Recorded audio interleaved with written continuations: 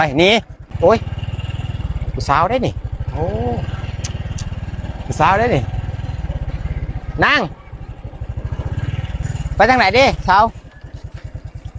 อันน้องบ่มีรถน้องสิมาเฮือนนี่อ้าย อยู่ใกล้บ่นี่เด้อ้ายบ่ไกลปานใดก็ใกล้เติบเลยล่ะประมาณกิโลหลายโลเลยได้อ้ายบ่สิยางที่บ่หรือจังได๋ เขาไปน้ำไหนบ่ล่ะ แหมสิเป็นหยังล่ะไปคนงามๆคือล่ะโอ้ยเคิดแ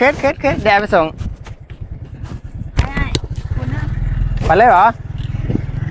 น้องเป็นคนแถวนี้บ่คือบ่ค่อยเห็นหน้าคือบ่ค่อยเห็นหน้านะ น้องเขามาอยู่ แม่นบ่โอ้ยน่าฮักเนาะ ใจแป๊บนึง ยังอ่ะ แป๊บ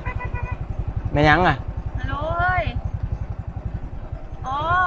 นี่อ้ายอันนึงใจดีมาส่งให้ได้อ้ายเฮือนน้องจอดว่าจะได้เกาะ นี่เฮือนน้องนี่นะ